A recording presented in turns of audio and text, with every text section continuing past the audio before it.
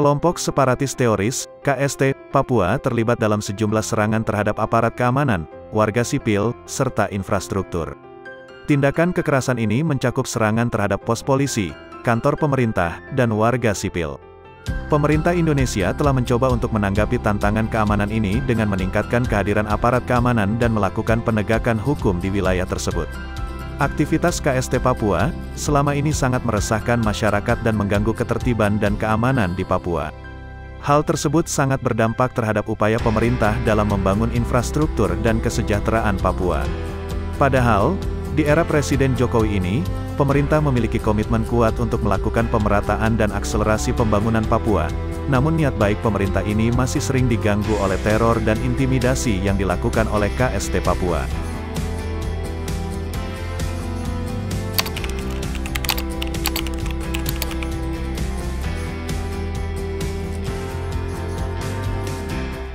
Bagi saya sebetulnya saat ini Papua itu dari segi keamanan relatif cukup aman, bisa dikatakan seperti itu. Karena saya melihat dari beberapa indikator, salah satunya soal investasi misalnya. Saat ini investasi di Papua itu cukup masif gitu ya. Ditambah pembangunan-pembangunan terkait infrastruktur, itu juga cukup masif dilakukan oleh pemerintah.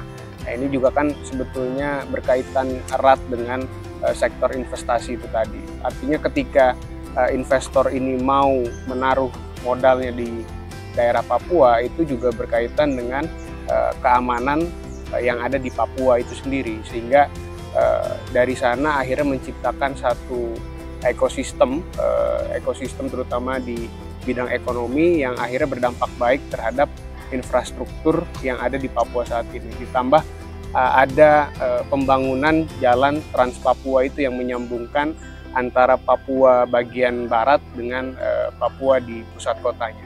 Saya kira demikian.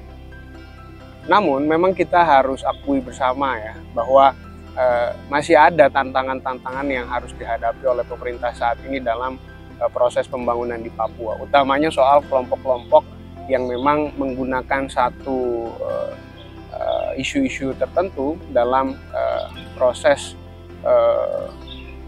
untuk mencapai tujuan mereka. Ya memang mereka ini salah satu tujuan utamanya adalah ingin memisahkan diri begitu daripada Negara Kesatuan Republik Indonesia, dan ini juga memang satu hal yang cukup genting dan serius untuk ditangani oleh pemerintah begitu. Bagaimana supaya kelompok-kelompok ini tidak menebar ancaman dan juga teror terhadap masyarakat di Papua sana. Dan ini juga kan secara tidak langsung mengganggu stabilitas dan juga mengganggu kedaulatan Republik Indonesia begitu. Karena memang tujuan daripada kelompok-kelompok ini adalah untuk memberontak terhadap Negara Kesatuan Republik Indonesia. Dan memang kalau kita telisik lebih dalam, kelompok-kelompok ini menggunakan isu-isu yang sangat berkaitan dengan atau bersinggungan dengan SARA itu tadi. Mereka menggunakan isu-isu yang atau menggunakan sentimen yang cukup keras terhadap orang-orang atau masyarakat yang pendatang begitu di sana. Seperti misalnya dari rambut ini yang rambut lurus, yang ini rambut keriting begitu. Ada yang kulit hitam, yang ini non kulit hitam. Nah, isu-isu seperti itu masih marak dilakukan untuk memecah belah masyarakat yang ada di Papua. Saya kira itu yang jadi tantangan saat ini.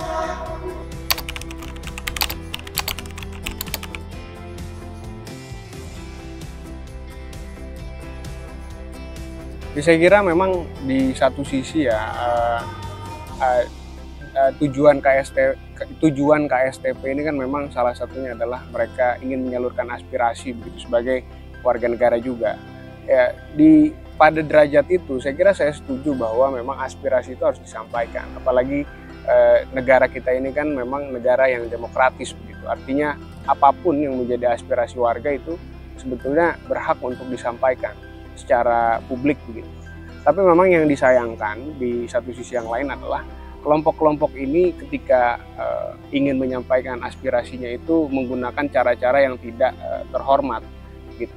Memang negara demokrasi ini adalah negara yang bebas begitu, tapi saya kira bebas di sini adalah bebas yang bisa dipertanggungjawabkan begitu. Artinya ketika menyuarakan aspirasi itu tidak bertolak belakang dengan prinsip-prinsip demokrasi itu sendiri.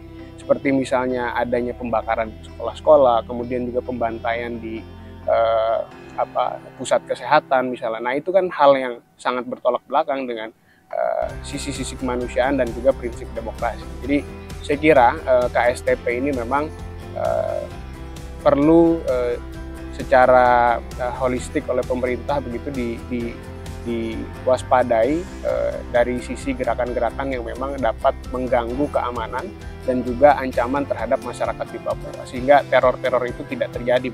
Dan saya ingin komentari satu hal, bahwa perubahan nomenklatur dari KKB menjadi KST ini memang satu hal yang saya kira cukup tepat dari pemerintah, karena memang ketika KKB itu kan sebetulnya artinya kelompok kriminal bersenjata.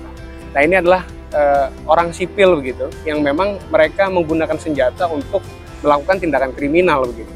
Nah tapi ketika ada perubahan nomenklatur menjadi KST, kelompok separatis teroris, nah ini saya kira sudah menjurus dan sudah sangat tepat bahwa pemerintah mengganti nomenklatur itu, karena memang tujuan daripada kelompok KSTP ini adalah ingin memisahkan diri daripada Negara Kesatuan Republik Indonesia, sehingga kejelasan status itu jadi satu hal yang cukup penting.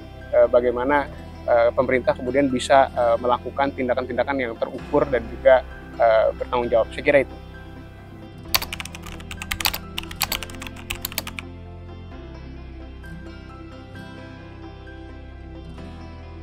Saya kira memang dalam hal ini gitu ya, KSTP memang jadi satu hambatan yang cukup serius ya yang dihadapi oleh pemerintah. Karena memang gangguan-gangguan yang dilancarkan oleh KSTP ini, baik itu dalam bentuk teror ataupun ancaman-ancaman yang meresahkan masyarakat Papua, ini berdampak bukan hanya sampai di sana saja, tetapi juga berdampak pada stabilitas ekonomi ataupun juga stabilitas sosial di masyarakat Papua. Tapi yang saya ingin highlight dalam hal ini, karena pembangunan begitu ya, ini cukup mengganggu stabilitas daripada ekonomi di sana. Karena bagaimana kita tahu juga bahwa investasi itu bisa ada ketika memang stabilitas keamanan di sana terjaga gitu. Dengan adanya KST ini kan yang menebar ancaman, menebar teror, bahkan sampai ada penembakan-penembakan terhadap masyarakat ataupun juga pekerja yang ada di sana, ini jadi satu hal yang cukup mengkhawatirkan begitu, terutama bagi para investor. Namun saya kira memang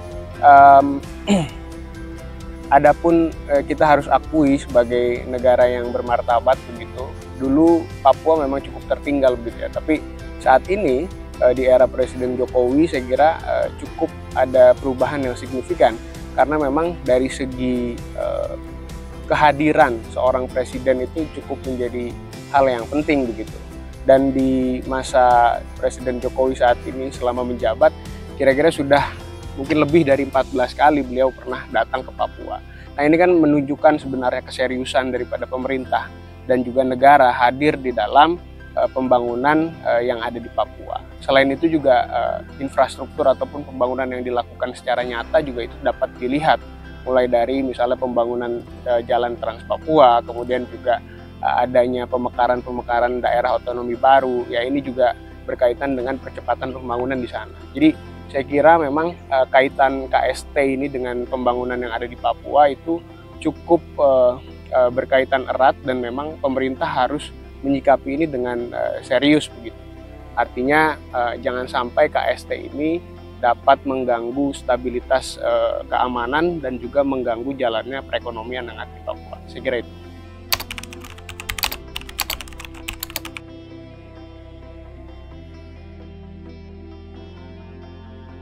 Kalau saya pribadi melihat memang pemerintah cukup proaktif ya dalam menangani ataupun mensikapi persoalan KST di Papua ini. Karena memang bagaimana kita tahu bahwa pendekatan yang harus dilakukan oleh pemerintah ini tidak boleh secara gerasa-gerusu gitu ya, atau sporadis. Saya kira memang harus ada strategi-strategi tertentu yang dilakukan pemerintah dalam hal mensikapi KST yang ada di Papua ini.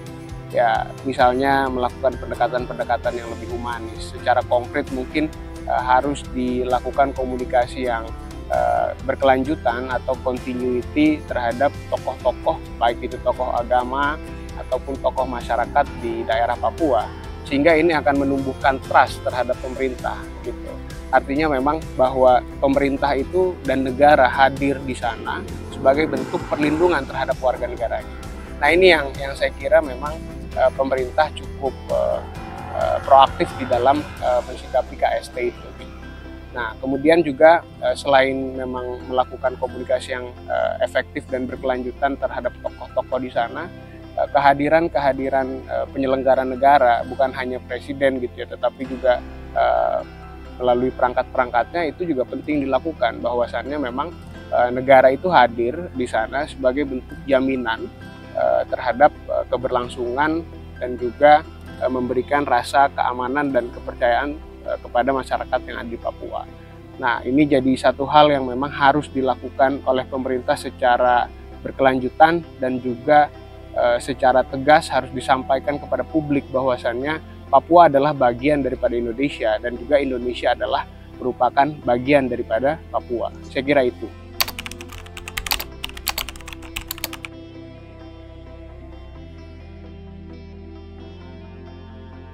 Saya kira memang sampai dengan saat ini ya, langkah-langkah yang dilakukan oleh pemerintah itu sudah sangat tepat.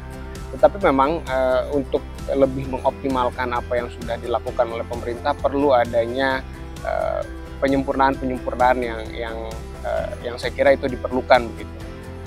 Saya melihat bahwa celah-celah seperti misinformasi ataupun kurangnya justru informasi-informasi yang sampai kepada masyarakat di lapisan-lapisan bawah itu harus diminimalisir. Misalnya dengan memasifkan dialog-dialog gitu dengan tokoh-tokoh agama, tokoh gereja, tokoh masyarakat dan juga mahasiswa. Karena memang dalam prinsip berdemokrasi saya kira partisipasi publik yang bermakna itu jadi satu hal yang memang kunci utama begitu, sehingga di sana didapatkan hasil yang maksimal. Seperti misalnya pembangunan yang ada di Papua saat ini itu tidak hanya bisa dirasakan oleh kalangan-kalangan tertentu, tapi juga bisa berhasil informasinya sampai kepada masyarakat di lapisan-lapisan bahkan sampai lapisan terbawah. Nah, ini jadi penting karena memang pembangunan di sana tujuannya untuk rakyat Papua begitu, bukan untuk segelintir orang. Sehingga informasi-informasi ini menjadi hak publik Papua dan juga menjadi pertanggungjawaban kepada publik seluruh Indonesia bahwasannya Papua sudah tidak lagi tertinggal sebagaimana dahulu begitu. Sudah ada peningkatan-peningkatan yang memang meskipun harus tetap ada improvisasi di sana.